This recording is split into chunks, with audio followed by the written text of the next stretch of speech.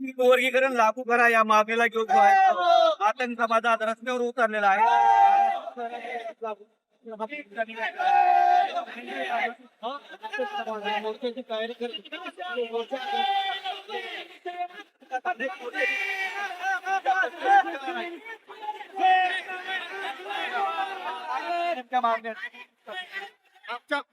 आमच्या मातंग समाजाच्या मागण्या एवढ्या आहेत, जोपर्यंत आम्हाला आरक्षण मिळत नाही तोपर्यंत आम्ही आता इथून थांबणार नाही. आणि अबकडे वर्गीकरण जोपर्यंत होत नाही तोपर्यंत मातंग समाज शांत बसणार नाही. आता पाच झालं आता आमचं लोकांनी आतापर्यंत आमचं मांगाचं खाल्लं आणि मोठा भाऊ म्हणत होतो त्या भावाने आमचं वाटोळ केलं.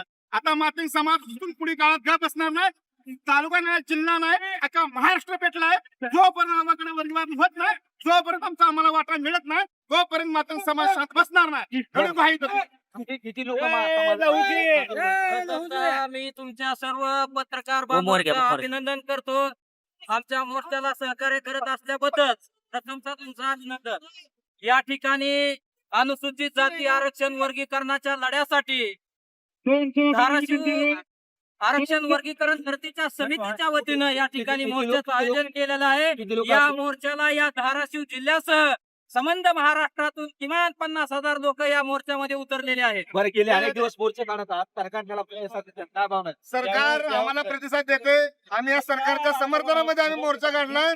सरकारच्या थोड्या अडचणी आहेत पण आम्ही सरकारला समजून घेतोय. येत्या 30 तारखेपर्यंत जर आम्हाला नाही भेटला तर आम्ही या महाराष्ट्रामध्ये लाखोच्या संख्येनं आम्ही उतरू.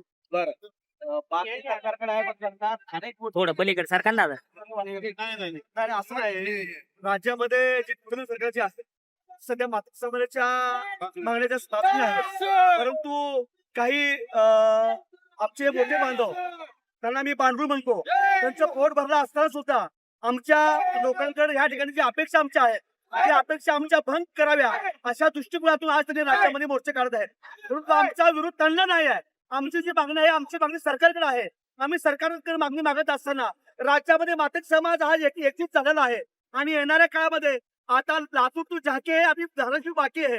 हा ह्याच्यानंतर सोलापूरमध्ये जो मोर्चा होणार आहे ह्याच्यापेक्षा मोठा मोर्चा होणार आहे आणि ही सगळ्या मोर्चाच्या माध्यमातून सरकार मागण्या मान्य करत मोर्चे काढता येणार 100%. आणि मोर्चा मागत असताना विजयी मोर्चा जो आहे ती मुंबईच्या आझाद मैदानावरती 29 ऑगस्टला 29 सप्टेंबर ह्या ठिकाणी आझाद मैदानावर मोर्चा. जोपर्यंत राज्य सरकार मागण्या मान्य करत नाही तोपर्यंत राज्याला